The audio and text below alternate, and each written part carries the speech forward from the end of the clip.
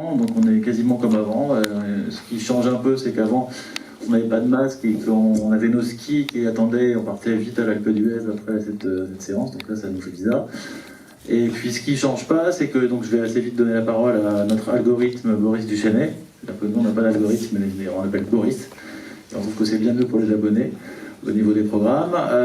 Et comme d'habitude, je vais quand même faire un petit point sur la situation d'OCS, comme je faisais avant. Donc OCS, il y a plusieurs choses en ce moment qui sont sympas depuis le début de l'année.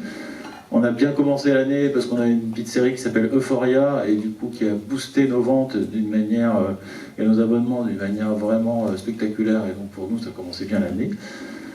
Ensuite, il y a quelque chose qui n'a pas grand chose à voir avec les séries, mais je vous le dis quand même parce qu'on en est fiers et c'est aussi important pour nous, c'est qu'on a présenté la semaine dernière notre projet qui va arriver et être visible d'ici une semaine ou deux, de nouvel habillage des antennes pour OCS. Vous allez voir que c'est un refresh qui est assez spectaculaire et vraiment on est très fiers. Et surtout, vous verrez un petit truc marrant qui est qu'on a mis au point, ça fait un moment qu'on y pensait, un petit jingle qui est notre to-do Manu, qui sera devant tous les programmes et toutes les séries.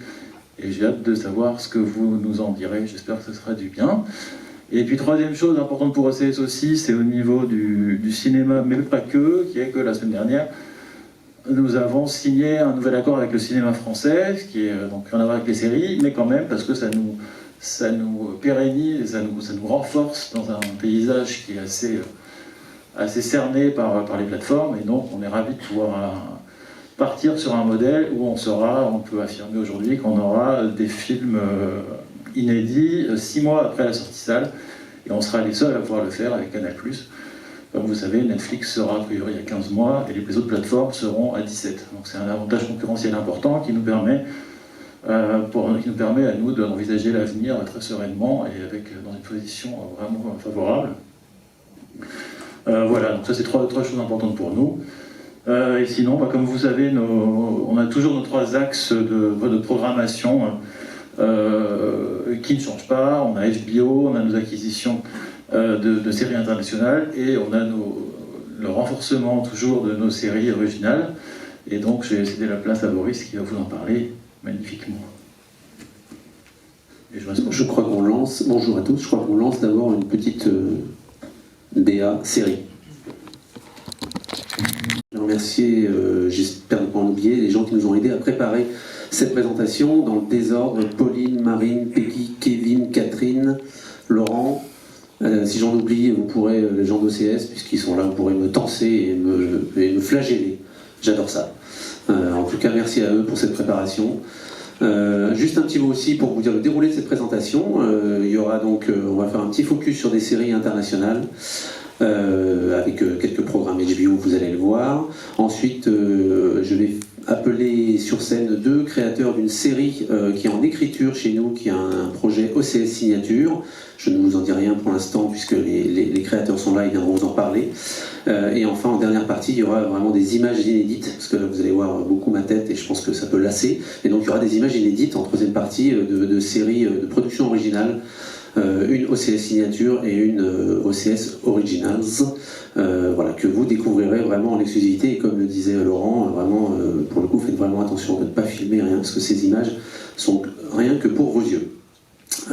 Voilà, donc on va pouvoir dérouler nos séries internationales. Je rappelle juste quand même dans les rendez-vous de séries internationales importants, la semaine prochaine, il y a The Walking Dead, saison 11, partie 2, qui revient dès le 21 février, donc dès la semaine prochaine. Voilà, c'est quand même une de nos marques très très fortes. On a été les premiers à la diffuser et à la dénicher. C'est important de le rappeler. Et puis il y a aussi Atlanta, saison 3, qui est une série qu'on aime beaucoup. Donc vous voyez un petit poster art là dans la présentation. Qui arrive, on n'a pas encore la date, mais elle arrivera. Je crois que je ne peux pas trop le dire. La dernière fois qu'on s'était vu, j'avais annoncé des choses et c'était parti sur le web au niveau mondial. J'avais failli perdre mon travail. Donc je vais faire attention sur les dates de diffusion cette fois-ci. Atlanta arrivera bientôt. Donc on va commencer avec Winning Time. Donc pour ceux qui aiment le basket et la funky music, cette série est faite pour vous. Aux commandes de cette série, on retrouve Adam McKay, qu'on ne présente quasiment plus maintenant. Il a fait un petit film sur une plateforme qui s'appelle Don't Look Up, mais surtout il est aux commandes de Succession chez nous, une série un grand succès, et il a réalisé quelques films aussi, dont Step Brothers par exemple, avec John C. Reilly qu'on va retrouver dans cette série, qui va jouer le rôle de Jerry Buss, qui est donc Jerry Buss. Qui est donc le patron qui est le nouveau propriétaire dans les années 80 des Los Angeles Lakers. Donc vraiment suivre, comme son nom l'indique, l'apogée de l'équipe de basket des Los Angeles Lakers dans les années 80. Sa concurrence face aux Boston Celtics, excusez-moi. Donc vraiment une série sur le sport, mais pas que ça, avec des personnages qui sont devenus des icônes. Magic Johnson, c'est une icône. Karim Abdul-Jabbar aussi est une icône, et vous l'avez aussi vu au cinéma. Il était sur le terrain de basket, mais il était aussi dans le jeu de la mort avec Bruce Lee, pour les plus cinéphiles d'entre vous. Donc vraiment une série qui va, je pense, s'emparer et du phénomène sportif et en même temps d'une époque, avec vraiment tout le talent qu'on connaît sur d'Adam McKay. Donc ça à suivre avec, donc je disais, John C. Reilly, mais aussi Sally Field, Adrian Brody, Jason Segel, pour ne citer que. Voilà, vous avez vu quelques images dans la bande-annonce. Et cette série arrive le 7 mars, ça on peut le dire, c'est marqué, il n'y a pas de risque. Voilà, et j'espère que vous serez au rendez-vous. Alors, The Baby, ça arrive prochainement. Donc là, c'est assez original, parce que c'est une série qui peut parler à beaucoup de parents, puisque ça propose une version de la maternité finalement assez originale, parce que c'est une comédie horrifique d'un format 30 minutes, puisque c'est l'histoire d'une jeune femme plutôt libre, qui vit sa vie de célibataire endurci, qui fait la fête, qui vit comme elle veut, et puis évidemment dans ses rencontres, à un moment donné, elle fait une rencontre certainement plus physique qu'une autre, et elle tombe enceinte, et elle a un enfant qu'elle n'avait pas voulu à la base, mais elle l'accepte, mais le problème c'est que cet enfant est doté de pouvoirs surnaturels, des pouvoirs peut-être même maléfiques, et cet enfant va tout faire pour rester auprès de sa mère, à son grand étonnement. Donc voilà, une série qui promet d'être extrêmement surprenante. Là on attend vraiment de voir, parce que c'est un format et une proposition intéressante, avec aux commandes quand même la showrunneuse Sian Robin Grace, qui était une des productrices de Sex Education, et puis l'actrice Michelle de Swart, ou de Swarty, je ne sais pas comment on prononce, qui était dans The Duchess.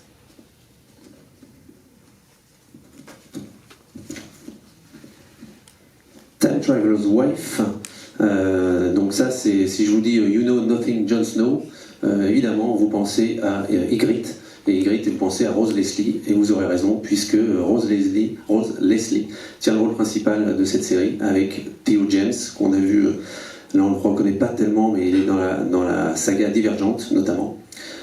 Donc là c'est une histoire d'amour avec la composante de voyage dans le temps, comme son nom l'indique. C'est l'histoire de Henry et Claire, qui ont une histoire d'amour, qui s'aiment, qui se marient. Le problème c'est qu'Henry a visiblement un défaut, c'est qu'il voyage dans le temps mais de manière inopinée. Donc à chaque fois il peut partir dans le temps et on ne sait pas à quel moment, donc évidemment ça cause des problèmes à leur relation. Le showrunner de cette série, c'est Steven Moffat, qui est donc un habitué du voyage dans le temps, puisqu'il était déjà derrière Doctor Who. Donc ça promet une version, en ce lendemain de Saint-Valentin, une version intéressante de la comédie romantique. Et à noter que ça a déjà été adapté en film, pour ceux qui s'en souviennent, en 2009, avec le même titre, et c'était Eric Bana et Rachel McAdams qui étaient les acteurs de ce film.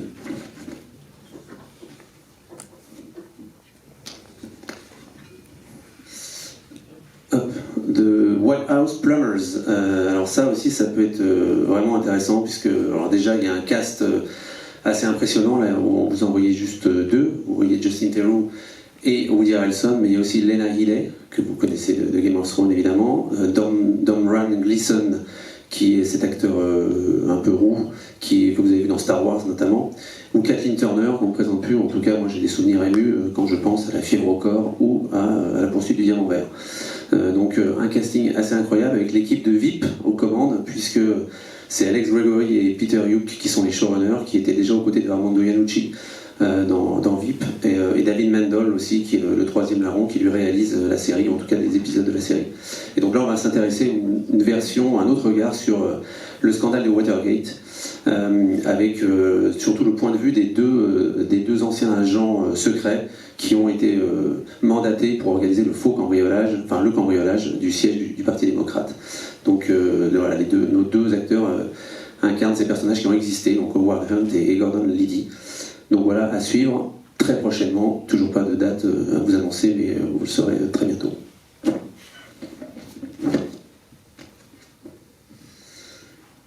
Donc We Own This City, là on retrouve, donc c'est David Simon qui retrouve cette ville où il fait vraiment très bon vivre, qui est la ville de Baltimore, puisque comme vous vous en doutez, comme vous le savez, il a fait déjà The Wire où il dépeignait déjà une ville en proie à la criminalité, au trafic de drogue. Et bien là, il s'inspire d'un livre qui a été écrit par un journaliste, et là c'est tout le travail aussi de David Simon, qui est un ancien journaliste, d'adapter à nouveau avec un ton, une vision journalistique, des événements qui ont lieu à Baltimore en 2015, des événements dramatiques qui ont causé des émeutes, puisque l'événement dramatique c'est l'arrestation et la mort d'un jeune homme afro-américain. Il était arresté par les policiers, il est mort visiblement en interrogatoire en cellule, en tout cas les causes de sa mort restent obscures, ça a provoqué des émeutes.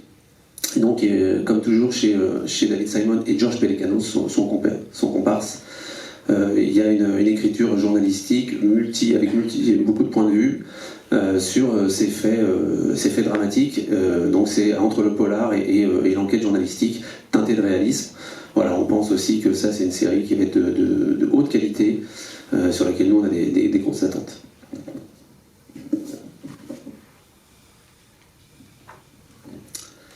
Alors Irma Vep, là c'est intéressant comme série HBO, puisque c'est Olivier Assayas, donc un réalisateur français, qui réalise cette série. C'est l'adaptation de son film, que vous avez peut-être vu en 1996, qui était avec Maggie Cheung et Jean-Pierre Léaud à l'époque. Là donc il reboot son film en mini-série avec Alicia Vikander en lieu et place de Maggie Cheung. Alicia Vikander qui joue Mira, donc une star de cinéma international pour qui la vie professionnelle et personnelle va pas très fort, et elle est engagée pour venir en France et incarner le personnage d'Irma Vep dans le remake du film Les Vampires de Louis Feuillade. Et la fiction et la réalité vont se confondre. Donc on imagine une série avec une teinture fantastique, et ce qui est intéressant de noter, c'est qu'effectivement il y a un casting français assez fourni, outre Nora Hamzaoui et Vincent McCain qu'on voit là sur la photo. Il y a aussi Jeanne Balibar, Vincent Lacoste ou Hippolyte Girardot, pour ne citer que. Donc voilà, une série là aussi avec un auteur derrière très installé, un auteur qu'on avait suivi nous, puisqu'on avait on avait préacheté son précédent film Cuban Network. Donc on est ravis de le retrouver à travers cette série.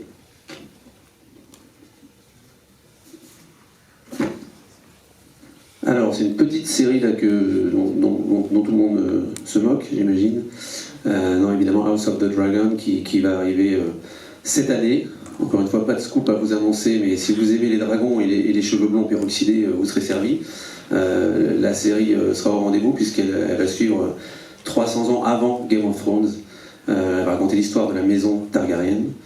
À noter que donc, les showrunners de cette série, c'est Miguel Sapochnik et Ryan Condal. Miguel Sapochnik, pour ceux qui ont vraiment regardé tout Game of Thrones, c'est un des réalisateurs évidemment de la série, et notamment il a réalisé l'épisode de la bataille des bâtards, qui est extrêmement impressionnante.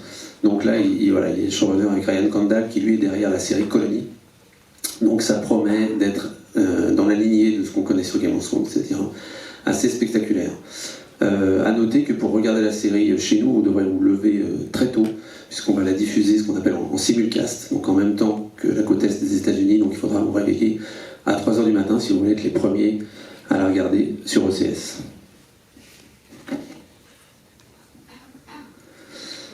Et enfin, une transition avant justement de parler de nos productions originales. Devils saison 2, qui est la suite de Devils, qui était une de nos premières séries OCS Originals internationales, donc qui a été préfinancée en préachat, et qui a été faite en partenariat avec Orange Studio dans la maison Orange.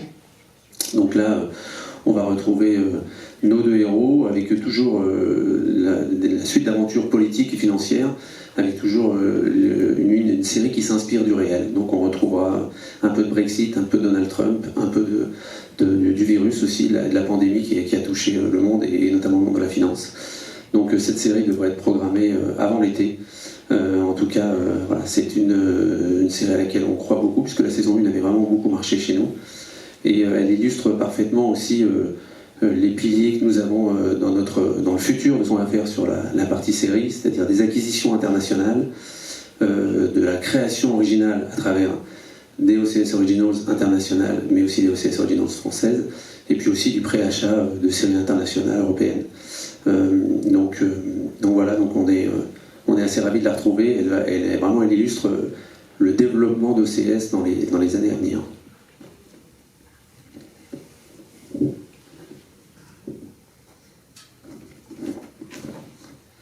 Et donc, je dois lancer la BA de Devils 2. Quelques images, merci.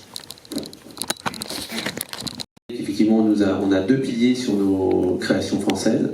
Les OCS signatures, que vous connaissez très bien, j'imagine maintenant, depuis le temps qu'on se voit, et puis les séries OCS Originals, qui sont faites en coproduction avec Orange Studio, donc un apport et d'OCS et une participation d'Orange Studio, dont on va parler tout à l'heure. Pour l'instant, voilà, je voulais évoquer avec vous une série OCS signature, qui est en écriture en ce moment. Le tournage, on l'espère, et a priori il n'y a pas de raison que ça change, sera à l'automne. Elle s'inscrit vraiment dans la tradition de ce qu'on a, enfin la tradition, excusez-moi, dans le label OCS signature, et ce qu'on veut vraiment essayer de faire, à savoir essayer d'être original, d'adresser des projets peu vus ou pas vus du tout nulle part ailleurs, donc d'avoir ce laboratoire d'évasion créative. Voilà, c'est vraiment une chose qu'on essaie de faire dans ce label, d'adresser aussi bien la comédie que la dramédie, et tenter d'autres genres. Cette série-là, elle adresse un autre genre, et elle est aussi sur un mode de comédie. Donc je vais maintenant appeler avec plaisir les deux auteurs de cette série. Voilà la série qui s'appelle Rectus. Donc j'aimerais bien que vous accueilliez Arnaud Malherbe et Marion Festreitz.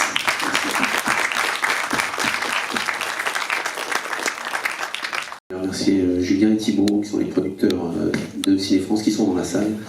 Et merci évidemment Arnaud et Marion d'être venus en parler. Donc voilà, tournage cet automne.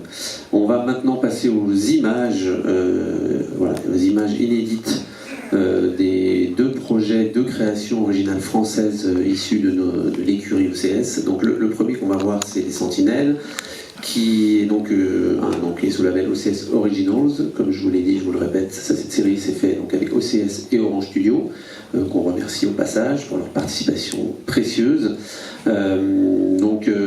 Je veux juste encapsuler l'extrait que vous allez voir. C'est dans l'épisode 1. Vous allez voir quelques minutes qui sont au cœur de l'épisode 1, qui vous présentent aussi un peu les personnages. Et je voulais d'ailleurs citer quelques membres du casting de cette série. Donc vous avez évidemment les producteurs, les auteurs qui sont ici. Je vais pas répéter, vous les lisez.